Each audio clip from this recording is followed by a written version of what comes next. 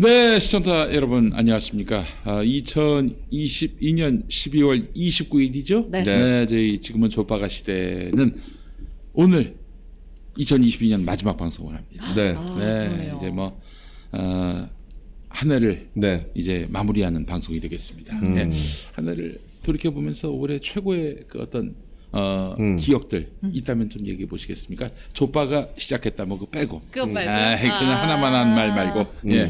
그 조빠가 시작했다랑 비슷한 건데 네. 데일리 프로가 생겼다는 거. 그전에는 없었다. 그 전에 저 금요일만 일했잖아요. 그랬지. 야. 주 1회 주 일했습니다. 1일 근무제. 주 1일 근무해서 한 달 살이 생활을 늘 했었는데 윤석열이가 제일 싫어했어. 주 그죠. 1일만 일하고 어떻게 어. 그게 사람일 수 있겠는가 하면서. 그러다 이제는 올해부터는 네. 데일리 프로도 생기고 아이고. 네. 예. 짧았지만 이름을 건 프로도 잠깐 해보고 그랬어요? 미정쇼 미정쇼. 다 김용인 TV에서 해주셨네요. 아이고. 네. 저 내년은 네. 또 우리 저 송서미 씨에게 더욱더 큰 기회와 또 발전의 네. 시간이 될 겁니다. 예. 믿어 의심치 않습니다. 자, 이 김용민 TV의 너른 마음에 정말 감동하지 않을 수 없습니다. 네, 네. 그렇지. 품 안에 안겨 있습니다. 그래 우리 저 송서미 씨가 더욱 웅비하도록 네.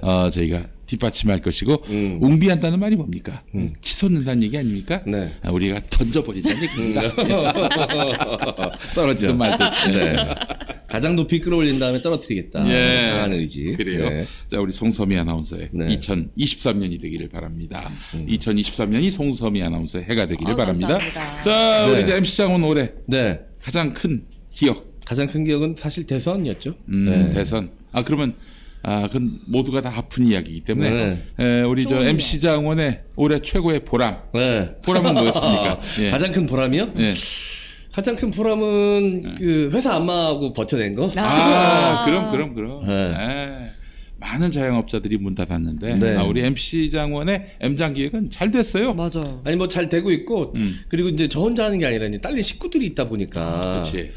그게 사실 이 무게감이 물론 김용민 TV의 수장이신 또 우리 김용민 목사님은 더 저라보다 훨씬 더 클 거라고 생각 드는데 이게 만만치 않더라고요 이게. 왜냐면 다 이제 직원들이 20대예요 저희는. 다 MZ 세대. 와우. 네, 20대 30대 초반 막 이래요. 근데 그 저기 혹시 그 직원들이 네. 주현영 씨처럼 말하고 다닙니까? 아니요 그렇진 않는데 가끔 저한테 그럴 수 있대요. 네. 뭐지? 꼰대 냄새구나 뭐 이런 거예요. 대표님 이렇게. 가끔 이제 제가 지금껏 살아가면서 생각했던 상식 밖에 네.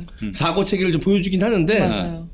그래도 또 나도 어렸을 때 보면 그 어른들이 봤을 때 상상 초월한 행동들 많이 했었던 것 같더라고요. 그것도 저 회사는 또 사장님이 젊어 보이려는 노력을 굉장히 많이 하세요. 그렇지. 근데 그들에게는 그렇게 보이지 않을 겁니다. 그래서 그렇게 본다는 얘기는 서민 씨도 나이를 이제 많이 먹었다는 얘기예요. 네. 네. 맞아. 옛날에 코미디 중에 그 이마리용 씨가 할아버지 역할을 하면서 옷은 젊은이들 복장을 하고 다니면서 나 젊은 오빠라고 그랬던. 예. 그 개그 기억나시죠? 네네네. 그래서 젊은 오빠 별명이 있으신 거구나. 예, 젊은 오빠예요, 있어서. 젊은 오빠. 예, 네. 그래요. 어쨌든 그 친구들이 이제 우리 회사 직원으로 들어왔으니까 네. 뭐 잠깐 이게 운영하다가 말 회사가 된 게 아니잖아요. 이제 그렇지. 그 친구들의 오래 미래를 가야 책임져야 되잖아. 네. 그런 책임감들이 올해 좀 많이 느껴졌던 것 같아요. 자, M장 기획은요, 사실은 시사 정치 외적인 분야로까지 지평을 넓힌 우리 민주 진보 시민들이 즐겨볼 수 있는 채널로 네네. 그 지평을 넓혔다는 그러니까 점에서 매우 의미가 있습니다. 처음 기획 의도도 잠깐 이제 하다가 지친 분들 잠깐 와서 이제 그래도 우리 편끼리 노는 놀이터가 있으면 좋겠다. 시다 그럼, 가라. 그 생각이 첫 번째였고 나머지는 또 이제 어떻게 포털이 좀 되었으면 좋겠다. 그래요. 이게 정치적으로 어떤 특정 견해가 없다거나 중도층이거나 아니면은 약보수 정도면 우리 채널 와서 이렇게 하다가 은근슬쩍 이런 것들이 나오거든요. 정치적인 역사 이야기하고 예. 또 정치적 그 현안 이슈 같은 거 가끔씩 얘기하거든. 징검다리 같은 역할도 그래서 하고. 좀 가볍게 이렇게 빠져들면서 호기심을 갖게 할 수 있는 채널이면 좋겠다. 맞아. 예전에 가끔 그런 댓글이 있었어요. 나 이찍으로 들어왔는데 자꾸 M장 형한테 가스라이팅 당하고 있다고. 근데 실제로 그러신 분들 꽤 있는 것 같아서 보람됩니다. 처음에는 너 막 색깔 없이 그런 거 하면 어떻게 너도 시사해야지 이러신 분들 많이 계셨는데 저는 그래도 제가 생각하는 또 생각과 신념이 있었거든요. 그럼요. 근데 또 많이 좀 그게 먹히는 부분이 있는 것 같아서. 자, 그렇다면 됩니다. 김용민 TV에 대해서 좀 컨설팅 해주세요. 오. 제가 어떻게 김용민 아니, TV를 아니, 컨설팅합니까? 아니, 지금 말도 안 됩니다. 아니 저도 사실 우리 민주 시민들을 좀 즐겁게 해드리는 걸로 해가지고 나름대로 그 제 롤이 있었거든. 네. 근데 갈수록 제가 너무 엄숙주의로 빠져드는 것 같아가지고 네. 좀 뭔가 탈피를 해야 되겠다. 고민이 많습니다 제가. 아니 사실 김용민 하면은 좀 네. 재밌어야 하고 유쾌해. 유쾌해야 하고 그리고 풍자 해악 이런 것들이 있어야 하고 그런데 네. 막 그냥 대선에서 지고 뭐 그 전으로 네. 막 그냥 뭐 급발진한다 뭐 정모감각체로다 이런 얘기까지 들어가면서 네. 좀 맛이 갔어요. 아. 예, 맛을 좀 살려주십시오. 조언을 좀 해주신다면. 네. 아니 뭐 김용민 TV의 가장 이 중요한 핵심은 김용민이죠 사실. 근데 형님이 많이 지쳐 계신다. 예. 그게 가장 큰 만약 원인이라면 그런 게 사실이라면 그게 원인이지 않을까. 아니 또 근데 지치실만도 하지 사실 그동안 이 시사 이 유튜브 쪽에서 제일 처음 시작하신 분이고 그리고 뭐 올해 대선도 좀 여러 가지로 힘든 국면이 있었고 당연히 지치실 수밖에 없는 상황인 것 같아서. 엄밀히 얘기하면 제가 그 2003년부터 했다고 해도 과언이 아니에요. 라디오 21부터 시작해가지고 네. 아니죠. 뭐 또 딴 분야의 그 인터넷 방송까지 치면 제가 2000년부터 시작했다고 해도 과언이 아닌데, 야 참. 오래 했습니다, 정말. 네. 오래 했고, 예. 뭐 지상파 케이블까지 다 네. 치면은 2023년, 정확하게 30년이 돼요. 네. 30년. 네. 예. 그래서 나는 그 어쨌든 간에 어깨에 짐을 좀 내려놓으셨으면 좋겠어. 오늘 김용민 PD님께서 목사님께서 근데 책임감이 워낙 강하신 분이어가지고 그게 좀 그런 것 같습니다. 책임감을 내려놓을 가장 좋은 방법은 감옥 가는 겁니다. 안 돼요. 네, 그래서 저 월급 걱정 안 해도 되고, 네. 직원들 월급 걱정도 안 해도 되고, 그리고 뭐 아침마다 저녁마다 네. 새벽 2시에도 일어나가지고 조회수가 얼마지, 구독자가 얼마지, 이거 안 해도 되고 볼 수가 없잖아 기본적으로. 그거 스트레스 예. 공감합니다. 저 새벽에 일어나서도 한 2번 정도 확인하거든요. 아, 진짜요? 네. 예. 이게 잠을 푹 못 자요. 그렇지. 그래서 보고 댓글 보고 큰 사고 없구나. 안 자고. 그렇지 댓글에서 지적을 받을 수가 있으니까. 저도 댓글은 매번 확인하는데 구독자 수도 확인을 해야 되는구나. 근데 다른 채널 보니까 떨어지는 경우가 있다 그러더라고요. 구독자 수가. 구독자 수가 그럴 수 있어요. 예. 구독을 저는 취소하고. 다행히 구독자 네. 수가 뭐 떨어지는 추이는 아닌 것 같은데 네. 여하간 참 요즘 민주 진보 진영의 네. 유튜버들이 고민이 많습니다. 왜 자꾸 이렇게 최근에 네. 다들 부진을 면치 못하는 건지. 근데 반드시 또 한없이 계속 떨어지는 건 또 없거든요. 네. 이러다가 또 다시 반등하는 시기가 곧 올 거다. 이렇게 생각합니다. 그럼 예. 우리에게는 윤석열이 있는데. 네. 그러니까 윤석열을 믿습니다. 그가 우리를 키워주니까. 네. 네, 사실 보궐선거 끝나고 난 다음에 딱 요 분위기였거든요. 근데 그때도 계속 이런 식으로 가면 어떡하지라는 많은 걱정했었는데 또 다시 또 올라가는 계기들이 또 생겼다. 이게 계속 부침이 있어요. 이게 올라갔다 내려갔다 그렇게 뭐 더 잘하시겠지만 우리 김용민 이사장님께서 네. 그래요. 제가 지치지 않는 게 제일 중요하겠다. 네, 그러니까 조금 일을 좀 덜 하시는 거는 힘들까요? 이 좋죠. 저야 좋은데. 네. 말만 그렇게 하지 마시고 조회수가 떨어질까. 아니 다른 방송은 그럼 좀 쉬셔도 되잖아. 다른 방송은 또 요게 생기니까. 이거 봐. 못 놓으시잖아. 다른 데서 알바 해가지고 여기 다 먹여 살리고 계시는 거라고. 근데 이게 꼭 모든 그런 것만은 아닌데. 예. 그 채널 주들의 공통된 걱정입니다. 이게 내가 좀 쉬어도 내가 안 나와도 잘 굴러갈 수 있는 채널이 됐으면 좋겠는데 그게 되게 진짜 쉽지 않거든요. 이 작가님 맨날 하는 얘기거든요. 네. 내가 없어도 이 방송의 조회수가 떨어지지 근데 않았으면 이게 좋겠다. 나오면 다르거든. 있을 때랑 없을 때 차이가 많이 나요. 그럼 그렇죠. 당연하지. 네. 예. 그래서 그 어려운 일을 M장기에게 해냈거든요. 저는 제가 안 나갈수록 조회수가 잘 나와요. 댓글도 댓글에 아싸 M장 안 나왔다가 이런 거. 그 밈이 됐습니다. 그게. 예. 네. 알겠습니다. 진짜. 저도 우리 MC 장원의 네. 조언을 받들어서 조언이요. 새해에 어떻게 우리 네. 김용민 TV가 나가게 될지 함께 우리 스태프분들과 함께 네. 고민하도록 하겠습니다. 자, 어제 노웅래 더불어민주당 국회의원에 대한 체포 동의안이 부결됐습니다. 부결됐는데 몇 가지 뷰 포인트가 있어요. 네. 우선은 반대가 160, 그리고 찬성이 100입니다. 근데 국민의힘 의원이 몇 명입니까? 110명. 110명이에요. 예, 정확하게 110명은 아니지만. 네. 110명 근데 정도 되죠. 100명이야. 그럼 나머지 표는요? 9표. 그 그 정도가 아니야. 정의당 6표 네. 다 찬성으로 가기로 했어요. 정의당은 당론으로 찬성하겠다고 이야기를 했어요. 들어가기 전에. 그렇다면은 6표 빼면은 음. 94표가 찬성이란 얘기 아니겠습니까? 네. 국민의힘 최다 네. 표를 계산해 본다면은 네네. 최다 94명이 찬성했다는 얘기 아닙니까? 110명 중에. 아, 근데 제가 갑자기 이게 또 생각이 났어요. 네. 지난번 말이죠. 이상민 행정안전부 장관 체포동의안. 네. 체포동의안이 아니죠. 네. 그 해임 건의안. 건의안. 해임 건의안. 네. 여기서 해임 건의안에 찬성표가 몇 표였느냐? 몇 표였었죠? 183표였습니다. 183표. 네. 그래서 이번에 그 노웅래 체포동의안 네. 요거는 국민의힘이 몇 명? 110명.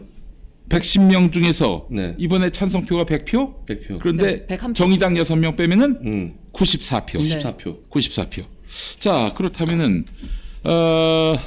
이제 노웅래 체포동의안에서 6표, 100표까지. 그리고 이 이상민 해임 건의안은 17표, 200표까지. 네.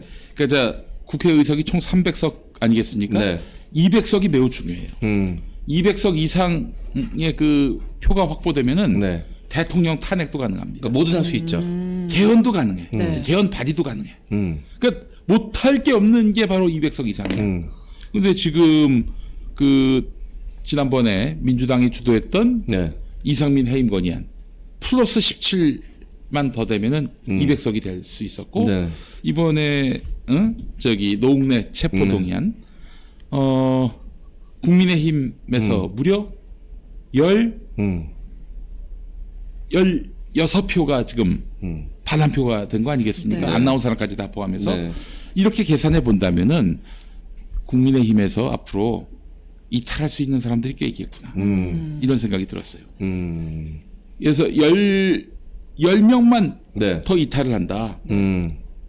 13명, 16명, 뭐 10명 이상이죠. 네. 여기만 이탈하면은 윤석열 탄핵도 가능하겠다. 그런 생각을 해봤어요. 국힘에서 10명만 끌어오면. 그렇지. 네. 근데 10명이 넘어올 수 있겠다. 이 가능성을 네. 지난번 이상민 해임 건의안, 이번에 노웅래 체포동의안 네. 과정에서 볼 수 있었다는 얘기죠. 네. 이 관점으로 한번 여러분 보셔도 아마 뷰포인트가 될 거예요. 네. 저는 또 하나 느꼈던 게 뭐냐면 그 계속 언론과 국민의힘에서는 국민의힘은 바람이었죠. 언론, 보수 언론의 또 바람이기도 하고 민주당 내 내분에 대해서 계속 이야기를 하지 않습니까? 네. 네.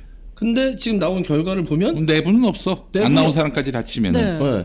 물론 국민의힘 측에서 좀 찍어준 측면도 있고 또 노웅래가 워낙 다선 의원이다 보니까 인간적으로 친해가지고 찍어준 사람들이 있을 수도 있어요. 어차피 누가 뭘 찍었는지 알 수 없으니까. 네. 그래도 표 계산을 대충 해보면 거의 민주당 의원들은 한 마음이 됐단 말이죠. 예. 지금 윤석열은 국민의힘을 지가 다 먹었다라고 생각하고 있는 것 같은데 지금 그렇게 생각할 게 아니라 자칫 잘못하면은 자기가 탄핵당할 수도 있겠다. 탄핵 소추당할 수도 있겠다. 네. 이 걱정을 해야 되는 거예요. 자, 어제 무슨 일이 있었습니까? 체포동의안 전에. 한동훈이가 나왔어요. 네. 그래가지고 이 노웅래가 코앞에 있는데 네. 지난 20여 년간 중요한 부정부패 수사를 직접 담당했지만은 부정한 돈을 주고받은 현장이 이렇게 생생하게 녹음돼 있는 사건을 저도 본 적이 없다라고 하더니 이 귀하게 쓸게요. 고맙습니다. 네. 공감 정치로 보답하렵니다라는 노웅래의 문자 메시지가 있었고 저번에 도와줘서 잘했는데 또 도와주느냐라는 노 의원의 목소리가 녹음된 전화통화 녹음 파일도 있고 봉투 만지는 소리도 들어가 있다. 뭐. 네. 이런 식으로 이야기를 했습니다. 자, 이게 뭡니까? 이게 뭐예요? 피의사실 공표죠. 그렇습니다. 피의사실 공표예요. 아니 이런 거는 뭐 영장이나 이런 데다 넣어야지. 네. 그 공소장에다 넣거나 그래야 되는데 아니 이거를 국회에서 읽었단 말이야. 읊었단 말이야. 본회의에서. 그 코앞에서 노웅래 있는데 네. 노웅래한테 너 범죄자 임마 내가 증거 다 확보했어. 차고 넘치는 증거가 있단 말이야. 이러면서 그 앞에서. 근데 노웅래 얘기는 뭡니까? 신상 발언을 했는데 노웅래 얘기는 아니 그러면 조사할 때 물어나 보든가. 자기 처음 봤다는 거야 그 얘기. 네. 아이 조작이 아주 그 정말 특히 이 무시하네요. 윤석열 휘하의 그 특수부 검사들 네. 이 자들이 또 이 증거를 조작한 것은 아닌지 의구심이 가는 대목이에요. 그죠. 그 부분도 굉장히 의구심이 좀 들고 왜냐면 그런 게 있었으면 조사할 때 얘기를 했었어야 되는데 왜 얘기를 안 했냐. 네. 그럼 전략적으로 숨겨놨을 수도 있죠. 그 가능성도 생각을 해봐야 되는데 네. 그렇죠. 그럼 전략적으로 숨겨놨다가 그러면 재판에서 이기려고 전략적으로 숨겼다는 얘기 아니야. 네. 재판에서 깠어야 되는 거잖아. 그렇죠. 근데 국회 나가서 깠단 말이죠. 그렇지. 그럼 그냥 대놓고 마녀 사냥을 하려고 한 거죠. 이거는 이 재판을 이기겠다는 목적이 네. 아니라 낙인 찍으려는 목적. 낙인 찍고 망신 주기하고 민주당의 그 보험주 집단이다. 네. 전에 그 한동훈이가 그랬잖아요. 보험주 집단이라고. 그런 저는 식으로 얘기를 했어요. 이 멘트 한 거 딱 보자마자 이거 기자들 받아 적으라고 음. 쫙 읊는 거구나. 그렇지. 그 생각이 그러니까요. 들더라고요. 조작됐거나 네. 조작되지 않고 갖고 있었던 거라면 검사들의 목적이 뭡니까? 피고를 재판에 넘겨서 유죄를 받게 만드는 게 검사들의 목적이잖아요. 그렇지. 그러면 정말 중요한 그 정보였으면 재판에서 까야 되는데 국회에 나와서 체포동의안 동의를 구하면서 그걸 깠단 말이죠. 이건 100% 정치적 행위입니다. 네. 제가 조상호 변호사님한테 아침에 물어봤어요. 어제 그 한동훈의 행위가 피의 사실 공표 맞냐? 구성 요건 자체로만 보면 안 걸릴 수가 없다 이렇게 말씀하셨어요. 뭐 빼박이란 얘기죠. 네. 자, 그렇다면 여기서 우리 한동훈을 또 한번 분석해 볼 필요가 있을 것 같은데 여러분 예전에 우리 이현주 변호사님이 우리 그 꼼찰청장 김용민 네. TV 프로그램에서 하신 말씀이 있습니다. 서울대 그 신입생 모임 때 한동훈이가 그 이제 자기 동기들하고 삥 둘러서서 이렇게 동그랗게 앉아 있었는데 그때 이제 했던 말이 있어요. 얘들아 나는 강남 8학군 출신이야. 그렇지만 나에게 너무 거리감을 느끼지 않았으면 해. 이게 무슨 옛날에 얘들아 난 민이라고 해. 얘들아 나는 강남 8학군 출신이야. 얘들아 난 훈이야. 이런 느낌이잖아요. 그러니까 굉장한 특권 의식이 있다는 얘기 아니겠습니까? 네. 강남 8학군 출신에다가 서울대 법대에다가 사법시험 소년 등과를 했고요. 아이비리그 유학을 했고 지금 저 법무부 장관 나이가 1973년생이야. 나보다 한 살 많아. 예. 73년 4월생. 네. 예. 나보다 한 살 많아요. 네. 이거 내 또래야 그러니까 한마디로 얘기해서. 그저 근데- 그 얘기 73년에 또 누가 있냐면은 그 저기 저 김재동도 있고. 그 한규 김한규 김한규가 74야 나하고. 74. 변희재하고 나하고 74야. 네. 예. 저 한동훈이가 저 73이고 주진우도 73이네. 예. 아 그래요? 73이랑 좀 안 좋으시네.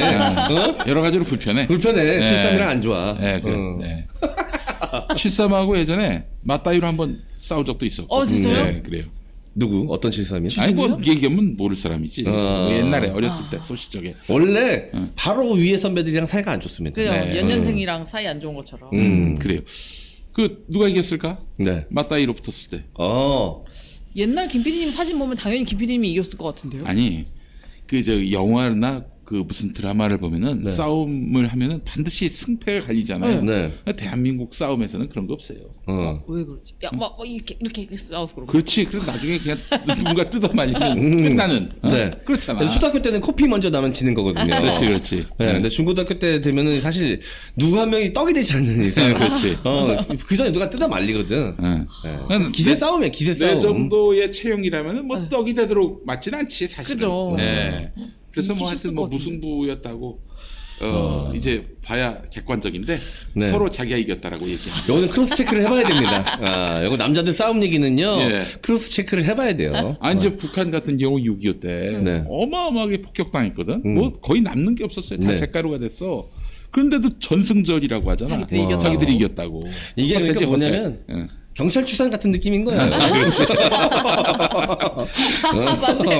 경찰 추산 만명 뭐 이런 느낌. 경찰 추산 같은 느낌이에요. 그 요즘 저 월간조선 이런 데 보면 한동훈을 띄우는데 너무 네. 부끄럽게 정말 네. 과도하죠. 정말 뭐랄까요 탁살 돋게 그 띄우는데 예전에 마치 그 인간 전두환 같은 조선일보가 전두환 띄울 때 네네. 그때 기사를 연상케 하는 기사를 낸 적이 있었어요. 권세진 기자. 네. 자, 한번 읽어보겠습니다. 대학 1학년 때 강남 8학군 출신 법대와 경영대 친구들이 대부분 명우회, 그러니까 서울대와 이대 재학생 중 명문가 및 재벌가 자녀들로만 구성된 사교 모임 명우회이라고 합니다. 명우회. 네. 그 서울대생과 이대생이라고 하면 뭐 서로 뭐 연애를 하고 혼처를 찾는 뭐 그런 건가? 어쨌든 이 명우회에 가입하면서 약간의 특권 의식 같은 걸 가진 적이 있었는데 한동훈은 함께 가입하자는 주변의 제안을 거절했다. 그러니까 명우회의 그 친구들이 동훈아 너도 들어와라 했는데 그걸 거절했다는 거예요. 당시 1992년은 서울대에도 수많은 오렌지족이 있었지만 한동훈은 파라콘 출신이면서 그런 친구들과는 결이 달랐다. 그 긴 시간은 아니지만은 대학 신문에도 들어가서 학보사에 들어가서 활동하기도 했는데 솔직히 그것은 운동권이 들어가는 곳 아닌가라는 생각에 좀 놀랐다라는 한동훈 대학 동기에게 들은 말을 월간조선 권세진 기자가 옮겼습니다. 너무 부끄럽죠. 이 권세진 기자는 스스로 얘기할 때 초중고 동기동창이라고 얘기를 하거든요. 본인이. 네, 근데 어쨌든 뭐 이게 근데 이런 글쎄요, 저 신입생 환영회 때 신입생들끼리 모였을 때 나 파라콘 출신인데 거리감 갖지 마. 이 말과 너무 좀 결이 다르잖아요. 되지 않습니까? 그러니까 게다가 만약에 내가 내 주변에 어떤 친구가 나한테 와가지고 저런 식으로 얘기한다 그러면 바로 까고 있네. 그랬을 거야 아마 진짜. 그런데 말이죠. 그렇게 특권 의식이 없다는 한동훈, 반골 기질도 있다는 한동훈이 말이죠. 어떻습니까? 자녀의 국적이 미국이고요. 외국 대학 진학을 목적으로 해서 국제 고등학교에 다니게 한 거, 논문 대필 논란으로 대표되는 입시 컨설팅 스펙 의혹, 특권 의식이 없고 반골 기질이 있는 사람이 이걸 할 수가 있습니까? 이건 월간조선 그 권세진 기자가 인용한 대학 동기생의 말은 많이 윤색이 됐을 가능성이 있다. 많이 또 저 물을 탄 그것도 많이 또 저기 그렇죠. 실업을 끼얹은 그런 측면이 있어 보인다. 이런 생각이 듭니다. 저 그래서 좀 결론을 내자면은 어제 그 160대 100 요거는 한동훈에 대한 반발이었다. 이런 측면도 있어. 오히려 앞에 나와서 법무부 장관이 그런 얘기를 하니까 오히려 더 눈에 띄었을 수도 그렇죠. 있고. 그러니까 사실은 지금 국회의원들한테 동료 국회의원 체포에 갈 테니까 동료 국회의원 체포에 갈 테니까 너희 동료 국회의원들 찬성해 이러고 있다는 말이죠. 그러면서 동료 국회의원 우리가 털어봤더니 얘 범죄자야. 범죄 증거가 정말 차고도 넘쳐. 그러니까 얘 잡아갈 테니까 너희들 동의해. 이런 느낌을 받았다는 거지. 국회의원. 자기 안위에 대한 도전, 위협으로 느꼈을 수도 있죠. 국민의힘 의원들도. 그렇죠. 그 이제 인사투표는 무기명이기 때문에 그 누가 누구에게 누가 어떤 투표를 했는지 몰라요. 자기가 인사투표는. 반대해놓고선 나와서 찬성했다고 얘기해도 돼요. 다른 투표는 자기 이름 내 걸지만은 인사에 관한 투표는 복수당할 수도 있기 때문에 무기명이란 말이죠. 그래서 누가 어떻게 표했는지 모르는데 그래도 국회의원들은 분명히 그 한동훈의 말을 듣고 우리를 무시하는구나 이걸 알았을 거란 말이지. 아무리 정당이 달라도 그 동료 의식이란 게 있다고. 특히나 의원들은 그런 게 있죠. 그렇지. 특권 의식이 있기 때문에. 그 동료 의식을 깨워버렸어 우리 저 한동훈이가. 그러니까 동료를 잡아먹겠다고 하면서 그 앞에서 인격 파괴적인 그런 이런 난도질을 했단 말이에요. 우리 저 한동훈이가. 그러니 이거를 과연 국회의원들이 어떻게 동의할 수 있겠어요. 이거는 또 한동훈에 대한 또 이제 말하자면은 반발 혹은 비토. 이거는 또 결국 윤석열에 대한 반발 비토거든요. 윤석열이 하는 짓거리가 바로 한동훈이 하는 짓거리거든. 그래서 저는 지금 160대 100. 그 적어도 정의당을 빼면은 94명까지가 지금 윤석열을 뒷받침하고 있구나. 그렇기 때문에 200석을 넘겨서 윤석열 탄핵 소추도 분위기가 무르익으면은 가능할 수 있겠다. 이런 판단을 합니다. 일단은 지금은 총선 앞두고 어떻게든 이 윤석열의 마음에 들어야 이제 공천을 받을 수 있다라는 공천이 아니라 공천을 받을 수 있다라는 그 생각 때문에 지금 막 험한 말 이 12구 참사 유가족 분들한테도 뭐 조수진 같은 경우 말도 안 되는 뭐 민주당이랑 한패라는 운동 이런 식의 막말하고 계속해서 그런 실언들을 하고 있지 않습니까? 폭언들을 하고 그런 것들이 다 이제 윤석열 마음에 들기 위해서 나 지금 여기 있어요 대통령님 저 열심히 하고 있습니다라고 사인을 보내는 건데 자 이런 기대감이 어느 순간 무너지는 때가 올 겁니다. 결국 내가 열심히 해봐야 저 사람은 자기 측근 자기 주변만 챙기는구나 라는 판단이 내려지는 순간 그 붕괴는 가속화될 것이다. 이제 앞으로 다음 당대표가 3월 8일에 네. 국민의힘 당대표가 3월 8일에 선출되지 않습니까? 네. 강신업이가 된다면은 네. 강신업이가 된다면은 저는 최소한의- 훨씬 더 그 탄핵 네. 그 소추 투표가 만약에 벌어진다면은 훨씬 더 많은 표수로 그 가결될 것이다. 200석 넘는 건 당연하고 훨씬 더 많은 표들이 모여서 윤석열 탄핵 소추를 결의하지 않겠는가. 네. 그런 판단을 합니다. 예. 저 윤석열은 그래서 어제 그 탄핵 아니죠. 그 노웅래 체포동의안 체포동의안 가결을 가볍게 보지 말기 바랍니다. 100석밖에 부결. 안 됐어. 부결을 가볍게 보지 말기 바랍니다. 예. 당신에게 들이닥칠 그 어떤 네. 부메랑이 될 수 있다는 점도 분명히 알아둬야 할 것입니다. 예. 자, 광고 좀 할까요? 네. 예. 자, 먼저 첫 번째 광고 만나보겠습니다. 첫 번째 광고는요. 작품입니다. 이제 김용민 TV에서 여러분들에게 작품도 소개를 해드리게 됐는데요. 대한민국 최고의 일러스트 작가이자 만화가인 석정현 작가님. 석가님. 네, 여러분 맞습니다. 저기 그 석가님 만든 작품 중에 잘 모르시는 분들도 아마 아실 거예요. 네. 신해철 씨가 네. 천국에서 세월호 참사 희생 학생들하고 함께 네. 노래 부르는 네네네. 그 그림 여러분 기억하시죠? 네네. 그거 만드신 분이에요. 맞아요. 석가님, 네. 석정현 우리 화백님. 예. 석가의 해보학 노트라는 작품으로도 또 유명하고요. 그렇지. 투믹스에서 연재된 웹툰 중에 무당이라는 작품도 있습니다. 세계적 기업인 마블 코믹스의 어벤져스 시리즈 커버 작업까지 진행한 적이 있는 네. 그 대단한 작가님이신데요. 최고의 작가입니다. 예. 네, 그동안 석정현 작가님이 아무 조건 없이 무료로 작품들을 배포를 했었어요. 그래서 그 세월호 광화문 집회 때 고래 등을 탄 아이들이라는 작품 기억하시죠? 그것도 네, 그것도 메인 포스터였어요. 석가님 작품이었군요. 네, 맞습니다. 어. 그리고 좀 전에 말씀해주셨던 신해철 선배님 이야기 네. 또 그다음에 장구치는 여인의 모습을 한반도로 형상화해서 남북 평화를 기원한 포스터도 맞아. 있었고요. 맞아. 의미 깊은 작품들이 정말 많았는데 이분이 그 우리 석가님이 네. 너무 참 기막힌 인연인데 제 막내 아들 네. 유치원에 같은 학부형이었어. 정말요? 그래서 저기 그 석가님 네. 아드님이 아마 거기 이제 네. 유치원에 오. 다녔는데 우리 제 아들을 포함해서 그 어린이들 전체 캐리커처를 또 그려주신 우와. 분도 있었어요. 너무 예. 소중하다. 아유 저 그림 여러분 기억하시죠? 네. 예, 신해철 씨가 그 하늘나라에서 저렇게 기타로 세월호 희생 학생들과 함께 노래를 부르는 노래를 부르려는 저 장면 기억하실 겁니다. 네. 이거 만드신 분이에요. 네. 바로 그 석가님이 이번에는 김용민 TV의 후원을 위한 작품을 아이고 만드셨습니다. 감사합니다. 제목은 대업적도입니다. 과연 누구의 대업적이냐? 바로 현 정부의 대업적 31가지를 꼼꼼하고 상세하게 표현해 주셨는데요. 자, 그러면 작품을 저희가 직접 보여드리고 네. 한번 소개를 해드리려고 합니다. 네. 잠시만요. 그거군요. 네. 제가 좀 입으면 좋을 텐데. 지금 집업이라서 한번 입어보실 수 있을 것 같아요. 아 그래요. 네. 집어 없으면 여기. 그러네. 이거 그쵸? 자, 보이시죠? 약간 용의 머리를 형상화한 느낌인데 용이 조금 울고 있는 것 같고 티를 돌려서. 자 이렇게 자, 형이 좀 네, 알겠어요. 제가 할게. 저기 후드 집업. 후드 집어. 네, 후드 이게 집업. 바로 이렇게. 티셔츠고요. 자, 이거는 이렇게 열어서 입을 수가 있습니다. 이렇게 입는 것까지 보여드릴게요. 그렇게 하고 있는 거군요. 좋네.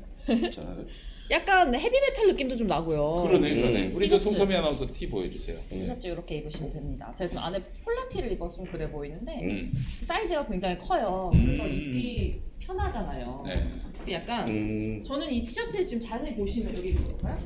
벽에서 벽에서 또 한번 또 이렇게. 잘 벽 써야 되는구나. 이렇게 잘 그리고 약간 크롭티로 저기 누가 서 있네. 저기 서 계신 선배님 같이 나눠. 저기 취해 계신 분이 한 분 있나? 저기로 가세요. 우리 취해 네, 같이 가세요. 네. 죄송한데 뒤돌아 주시겠어요? 뒤에 그림이 있어가지고. 네. 자, 네. 앞면 뒷면, 네. 앞면 뒷면입니다. 저 반팔티하고 지금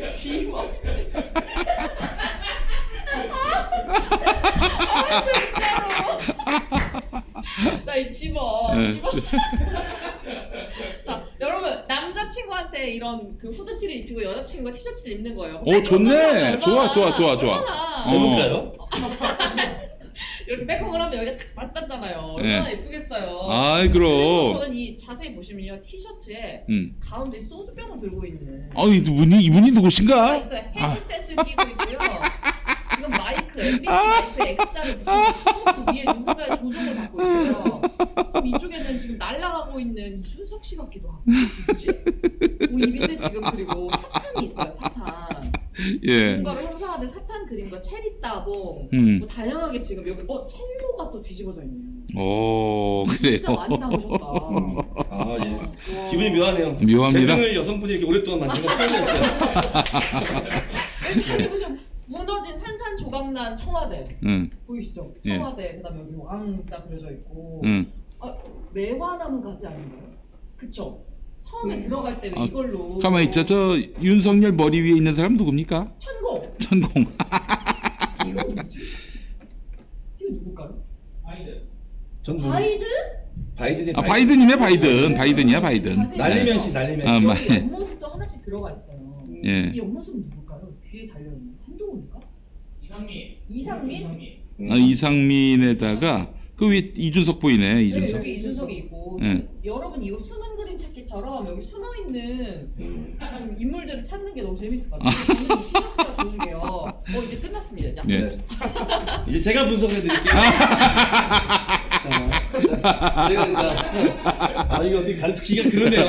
참. 네. 자, 여기 이렇게 그림 착 그려져 있는데 네. 저는 이 티셔츠 집에서 어. 이렇게 약간 턱받이처럼 음식을 드시면 좋을 것 같아요. 오, 좋네. 되잖아요. 예. 너무 좋은 그림이지만 여기 그려진 인물들이 마음에 안 들기 때문에 네. 이제 편하게 입으실 때 너무 좋을 것 같아요. 예, 좋습니다. 야, 여러분, 진짜. 저희 정말 김용민 TV도 후원해 주시고, 또 우리 어디 집회 나갈 때 이런 거 입고 나가면은 딱 좋을 것 같아요. 예, 그리고 아니 집에 있을 때도 또 이렇게 입으시면 좋을 것 같고, 정말 잘 만들었어요. 지금 예. 흰색 그다음에 검은색 두 가지 종류가 있고요. 흰색도 저희 민장누님이 들고 계시고 계신데 네. 흰색도 편해 보이고요. 흰색도 나왔어요. 네. 흰색 보여주세요. 예. 후드 집업도 있고요. 음. 이게 편한 게 최고급 디지털 분사 프린팅을 쓴 거라서 인쇄물 때문에 답답하거나 땀이 차지 않고요. 일상에서 굉장히 편안하게 착용하실 수 있어요. 여러 번 더 세탁해도 안 지워져요. 네. 네, 그래요. 이거 괜찮은데 이거? 자, 여러분 정말 잘 만들었습니다. 우리 저 네. 석가님 작품이면은 뭐 덮어놓고 구매하시는 분들이 네. 많아요. 예. 자, 석가님의 그 작품 퀄리티는 여러분 뭐입니다. 네. 충분히 입증이 되는 네. 거니까 여러분 많이 네, 구매해 이게- 주시기 바랍니다. 그러니까 풍자화죠, 풍자화. 네. 그러니까 이 안에 들어가 있는 인물들이 마음에 안 드실 수 있지만 네. 담고 있는 내용이 이들의 이 잘못된 업적. 네. 그러니까 이제 반어법으로 업적, 대업적도라고 이제 표현을 한 건데 네. 그들이 했던 만행들을 이제 풍자하는 내용이니까 그 내용에 공감하시면 함께 해주시면 감사하겠습니다. 저희 집에 압수수색 오시면 제가 한 번씩 저 드리려고요. 수고 많이 하신다고. 네. 네. 그리고 여기 좋은 게 이 티셔츠가 없는 사람들은 처음에 보고 뭐야 왜 거기 그 윤석열 얼굴이 거기 있어? 그러면 네. 설명을 해줄 수가 있잖아. 그렇지. 청와대가 무너져 있지. 네. 무슨 뜻이겠어? 예. 여기 천공이 윤석열 머리 위에 있지. 네. 무슨 뜻이겠어? 아. 이러면 설명이 가능하잖아. 좋습니다. 그러니까 이게 윤석열 정권의 권력 구조도 로 활용하셔도 좋을 것 같다. 네, 알겠습니다. 여러분 많이 구매해 주시기 바랍니다. 지금 예약 판매 시작됐죠? 네. 예. 자, 다음 광고는 국내산 100% 냉압착 생들기름. 생들기름. 맞습니다. 그래, 이겁니다. 네, 생들기름. 예. 네, 저희가 소개를 해드려가지고 너무 좋아하시는데. 생들기름 먼저 잠깐 소개를 해드릴게요. 네. 요즘에 이 생들깨 기름을 가지고 그 아침 저녁으로 한 스푼씩 오. 드시면 또 그게 몸에 좋다고 그래요? 해요. 오. 챙겨 드시는 분들이 있거든요. 한번 예. 드셔보시라고 스푼을 또 직접 갖다 주셨네요. 아유, 감사합니다. 그래요. 예. 자, 매운 생들깨 기름 45도의 냉압착 방식으로 딱 한 번만 착유하는 기름이고요. 네. 들깨 1kg에 겨우 250ml 이 정도의 기름밖에 얻지 못한다고 아이고, 합니다. 그래요. 이게 1kg으로 얻은 정말 귀한 기름이에요. 필수 지방산인 식물성 오메가3가 60% 이상 들어가 있어서 혈관 건강에 정말 좋습니다. 요즘 건강 많이 생기시잖아요. 그럴 때 생들깨 기름 한 스푼씩. 어, 너무 너무 좋다. 네. 너무 너무 부드럽죠. 이게 오메가3 대신 드시는 분들도 있단 말이에요.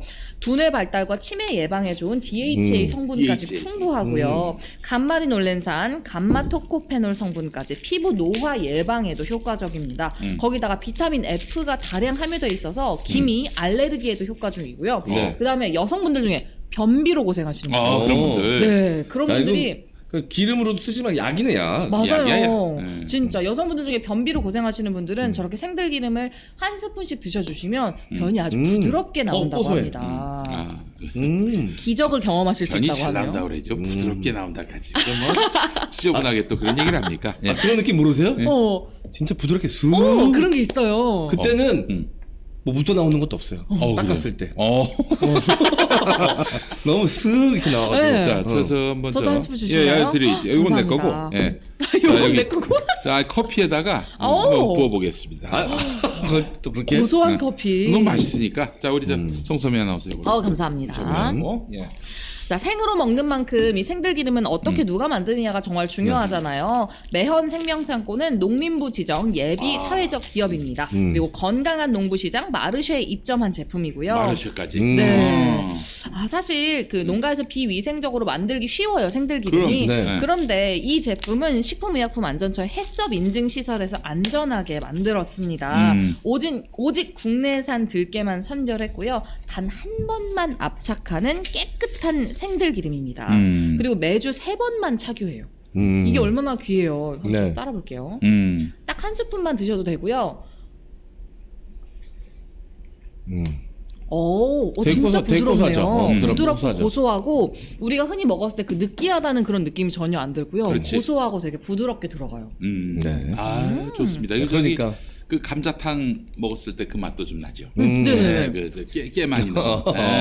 맞다. 그 맛도 좀 생각이 납니다. 네. 자, 가격이 어떻냐면요. 250ml 26,000원, 100% 냉압착 생들기름입니다. 믿고 먹을 수 있는 생들기름 찾으시는 분들은요. 고민하지 마시고 김용민닷컴에서 만나보시고요. 예, 김용민닷컴이 있어요. 네. 줄 소요 없습니다. 네. 그리고 선물용으로도 너무 좋습니다. 연말 연시 선물용으로 또 설날 앞두고 있기 때문에 한 달여 네. 남았잖아요. 생들기름 선물로 한번 해보시면 좋을 것 같습니다. 네. 옛날에 이효리 씨가 오일 풀러라 그래가지고 네. 이렇게 좋은 기름을 입안에 물고선 이렇게 막 가글링 하는 거 유행시켰던 적이 있었거든요. 아, 그래. 이정재 씨는 와인을 네. 가글하고. 아, 이렇게 입안에서 이렇게 예, 해가지고. 이효리 씨는 그 네.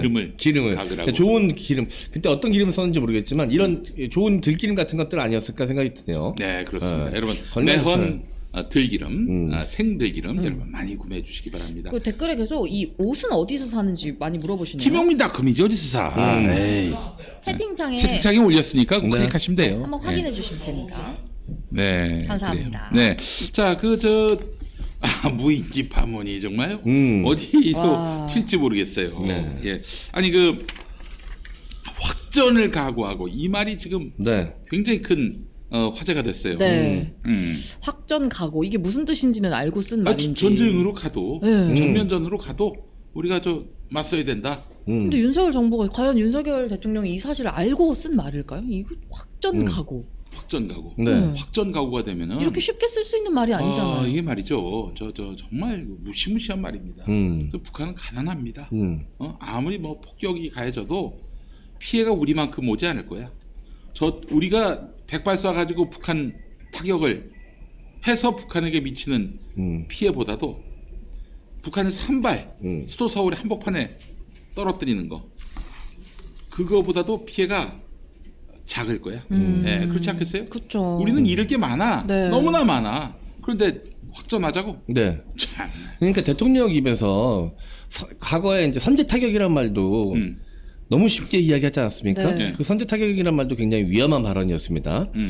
그래서 비판을 많이 받았는데 그때도 내가 봤을 때는 아무런 생각 없이 그냥 뱉은 말이었거든요. 그냥 그런 식으로 얘기하면 보수 지지층들이 좋아하니까. 생각 없이 좋아하니까. 탁 들고 일어날 수 있으니까. 네네. 좀 그래서 자극적으로 이번에도 얘기했죠. 아니 내가 NSC를 안 열잖아요. 네. 그러니까 밑에서부터 보고받는 내용이 없는 거야. 그리고 제대로 된 보고도 받고 있지 못하고 혼자 떠든다고 하잖아요. 회의만 하면 1시간 회의하면 58분을 혼자 떠든다며. 좀 참모들의 이야기를 귀를 기울이고 들어야 될 거 아니야. 네. 듣지 않으니까 아는 바가 없는 거예요. 그러니까 이미 존재하고 있는 드론 부대를 다시 창설하겠다라는 개소리부터 시작해서 아이고, 정말 참. 확전이라는 대통령 입에서 어떻게 확전이란 말이 나옵니까? 너무 쉽게 말해. 지금 우크라이나 러시아 전쟁 때문에 그 여파로 우리나라가 지금 물가 상승부터 시작해서 얼마나 많은 지금 고통을 겪고 있습니까? 다른 나라의 전쟁인데도 불구하고. 네. 근데 우리나라에서 이 한반도 전쟁을 일으키겠다? 확전? 그 예. 6.25 당시 그 한국 전쟁 당시에는요, 그 북한하고 남한이 어떠했냐면은 그 일제강점기 때 이제 뭐 그 신식 문물들이 많이 들어왔을 거 아니야. 그때 경공업 등 돈 되는 것들은 북한 네. 이북 지역에 잔뜩 건설됐었어요. 네. 예, 그래서 가동됐었고, 그래서 전쟁이 났고 미군이 그냥 무시무시하게 북한에 폭격을 했거든. 북한의 타격이 이만저만 큰 게 네. 아니었어요. 남한은 뭐 아무리 폭격해도 북한보다는 피해가 적었다고. 어? 근데 지금은 어떻습니까? 이 비교할 수 없을 정도로 남한의 경제력이 40배? 아니 40배가 아니라 뭐 50배, 60배라는 얘기도 있어요. 네. 가진 게 그만큼- 많은 만큼 피해도 훨씬 크겠죠. 그렇지. 그 말했잖아. 우리가 저 북에 100발 쏴가지고 북이 타격 입는 것보다도 북이 한 발. 우리에게 한 발 쏴가지고 수도 서울 한복판에 떨어져가지고 네. 타격을 입는 게 훨씬 더 크다고. 네. 그렇기 때문에 왜 지난 민주정부가 평화로 가려고 했습니까? 네. 전쟁 없는 한반도를 만들려고 했어요. 아니 뭐 북한에게 비굴해서 혹은 뭐 북한과 가까워서 아닙니다. 우리 지킬 게 너무 많기 때문이에요. 근데 이자들은 지금 언제든 전쟁하자 이러고 있잖아. 내가 네. 어제도 얘기했지만은 저기 투목쇼 나가가지고 했던 말인데, 내가 우리나라 보수들을 경멸하는 이유가 뭐냐면요. 아니 전쟁하재. 그래놓고는 원전은 또 짓재. 미친 거 아닙니까? 이런 모습이 어디 있어요? 공존할 수가 없거든. 그럼. 전쟁 벌어지는데 원전을 어떻게 원전 지었다 전쟁 나면요 다 같이 주자는 얘기예요. 네. 원전 폭격해가지고 방사능 누출돼봐. 그러면 그 주변 원전도 사람이 통제를 못해. 그 지역은 몇백 년 동안 네. 아예 사람이 들어갈 수 없는 동네가 돼버린다고요. 영남이 지금 그래. 영남에 밀집돼 있거든. 호남에는 저 영광원전. 네. 거기가 한빛원전인가? 예. 그곳 하나 있는데 봐봐. 그 뭐 부산, 울산, 저기 경주, 네. 울진. 동해안에 그냥 수두룩하게 있다고. 한 군데만 타격을 해봐요. 그러면 진짜 완전 영남은 쑥대밭이 됩니다. 네. 그걸 아는 자들이 말이죠. 지금 전쟁하자 이러고 자빠졌어요. 확전하자고 이러고. 이건 무식한 거고요. 네. 이건 지극히 그 어떤 자기들 그 지지 세력들, 보수층들 결집시키려고 하는 목적 외에는 아무런 어떤 그런 목표가 없는 거예요. 그리고 그 국군 통수권자면 사실 군대를 통솔하는 것도 중요하지만 제1의 목표가 국민을 지켜야 되는 거 아니에요? 국민 안전이죠. 네. 생명과 재산을. 근데 네. 그걸 저버리는 것 자체는 어쨌든 자기가 해야 될 직무를 저버리는 행위잖아요. 그렇죠. 의무를 저버렸는데, 네.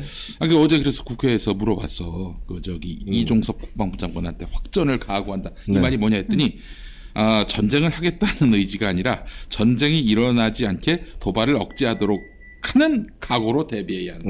말이 바뀌어. 이게 무슨 소리야? 얘는 말은 똑같은데 계속 시간에 따라서 해석이 달라지는 거예요. 네. 네, 그 사람만- 저기 뭐 국회 이 새끼들 그 이 법안 안 받아들이면은 그 바이든 쪽팔려서 어떡하나. 처음에는 이 새끼들이란 말은 맞다라고 하다가 나중에 이 새끼들도 아니다. 계속 달라져 해석이. 네. 뭐야 이게 도대체. 얘들은 뭐 어떻게 대통령의 그 동일한 말을 갖고 시간에 따라서 해석을 달리합니까? 이거는 뭐 윤석열의 말을 수습하느라고 네. 자기들이 스텝이 꼬인 거야. 어쨌든 지금 뭐 아마 실제로 전쟁을 해야 된다는 생각보다는 이 전쟁이 일어날 것 같은 분위기를 조성함으로써 얻을 수 있는 자신들의 이득 이런 것들이 있겠죠. 네. 그래서 내부적으로는 뭐 안 좋은 경제 상황도 덮을 수 있고 보수층 결집도 시킬 수 있고 뭐 이래저래 야당이 하는 말에 힘을 빠뜨릴 수 있고 손해 볼 게 없어요. 그래. 손해 볼 게 없습니다. 그리고 경제 안 좋은 거 내년에 또 그 전기세, 수도세, 교통비 다 올라갑니다. 어떻게 다 하시려고 그래? 인상됩니다. 예. 이거 반발이 엄청 클 수밖에 없거든요. 뭐 민주당에서 더 대응을 잘해야겠지만 어쨌든 오르게 돼 있어요. 그러면 그런 것들에 대한 불만, 전쟁에 대한 불안으로 그냥 싹 묻어갈 수 있어요, 그냥. 네. 그리고 또 하나, 일본이 군비를 증강시킬 수 있는 명분을 제공해 주죠. 그렇지. 이렇게 되면은. 네. 일본과 지금 거의 뭐 그러니까 한몸 우리 아닙니까 지금? 뭐 저기 윤석열이 보고 뭐 이제 좀 생각을 바꿔라.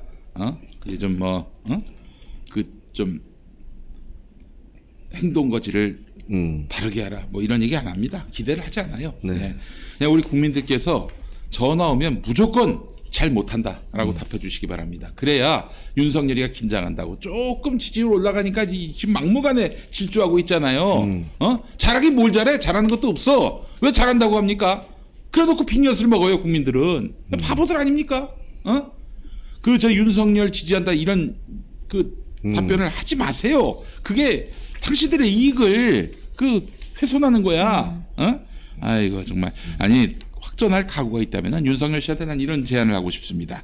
그 일단 영공을 침해한 거 아닙니까? 이건 국제법적으로도 위반이고 하니까 법조화하는 우리 저 윤석열이는 특수부 똘마니 검사들을 평양 주석궁으로 보내가지고 압수수색하기 바랍니다.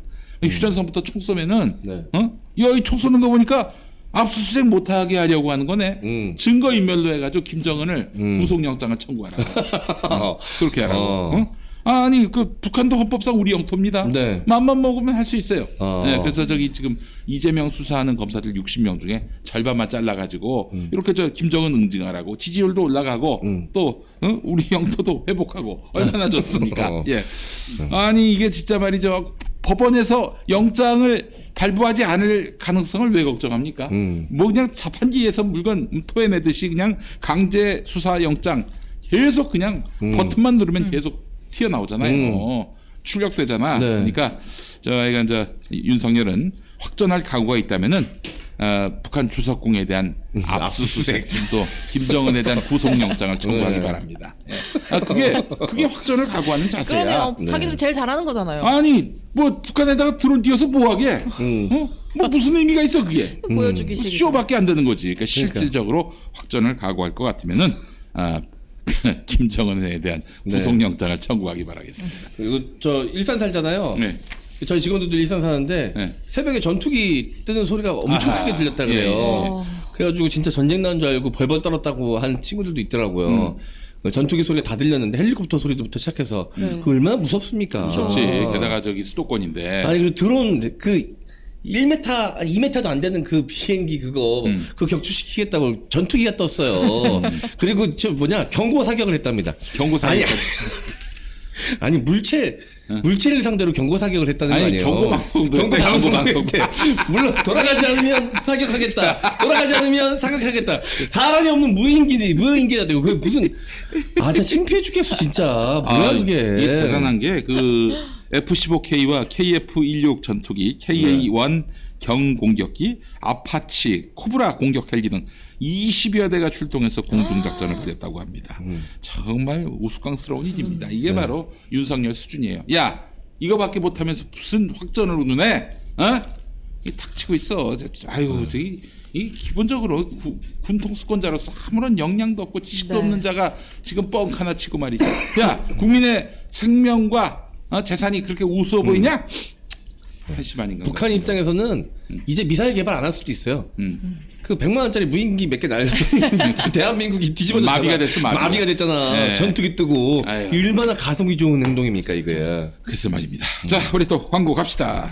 네, 다음 광고는 지금 기다리고 계시죠? 저희 지금 새 그릇이 보이시나요? 화면 속에. 너무 아유 영롱합니다. 세상에 영롱한 와. 볶음밥입니다. 자, 고물가 시대 배달 음식 한 끼를 대신할 현명한 선택. 바로 퀵킷 볶음밥 2종입니다. 냉동 그대로 부어서 3, 4분만 볶으면 기름 한 방울 없이도 윤기가 촤르르 올라오는 세상에. 먹음직스러운 볶음밥이 완성이 와, 됩니다. 그래요? 자, 네. 가마솥 아이고, 직화 방식으로 감사합니다. 지었기 때문에 밥알이 탱글탱글하게 살아있고요. 밥맛이 좋습니다. 밥알 하나하나 분리해서 동결시키는 기술 덕분에 식감이 정말 고슬고슬하고요.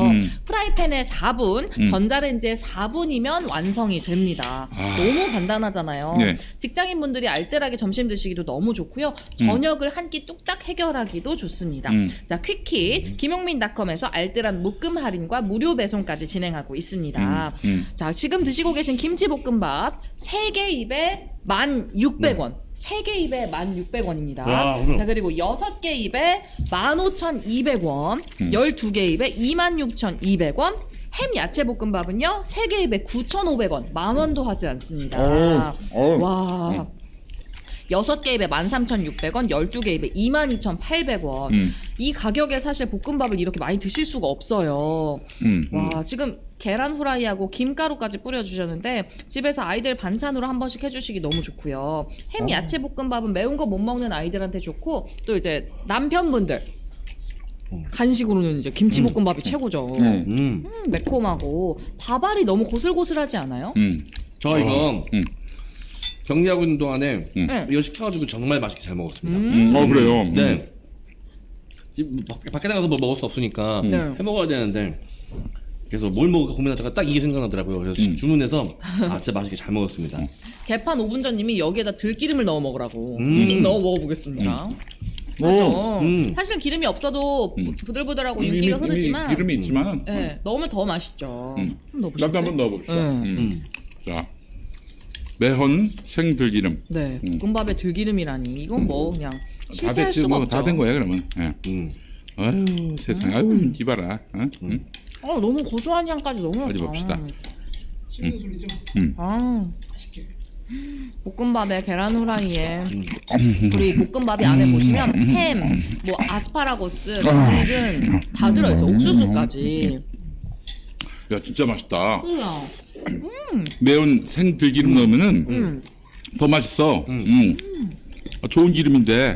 네. 자, 저 ASMR. 네. 네. 자, 먹어보겠습니다.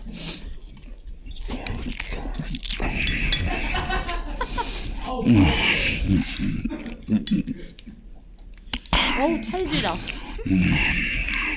근데 ASMR인데 왜 이렇게 신음소리가? 신음소리. 원본 한번 보지. 그래. 아이 또 송소미 씨지. ASMR 하면은. 네. 아, 빨리 그 얼굴.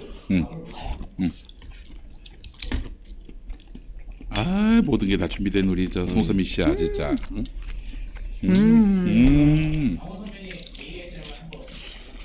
아니 이게 아삭아삭하게 야채가 씹혀요.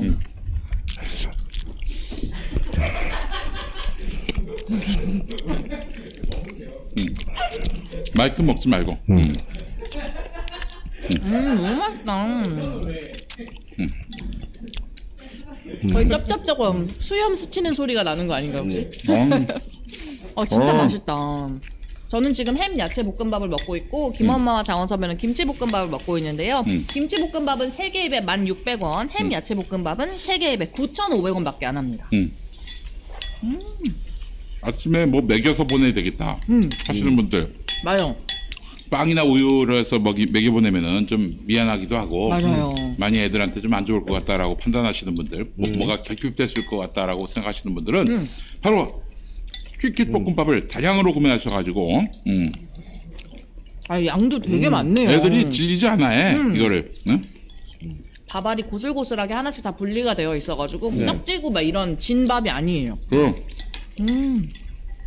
여기다 애들 케찹 이렇게 뿌려줘도 너무 맛있을 것 같고 도시락에 한 끼 넣어주시면 뚝딱이고. 매운 들기름 좀 같이. 생들깨 기름 세트로. 부어도 너무 좋겠어요. 맞아. 스카이 윈드님이 오히려 빵이랑 우유가 더 비싸다고. 그럼 맞아요. 그러면 이제 퀵킷이네 퀵킷. 네. 자 퀵킷 볶음밥으로 여러분 네. 행복한 일상 식사가 되시길 바라겠습니다. 김용민닷컴에서 만나보세요. 네 미디어 실업으로 함께하죠.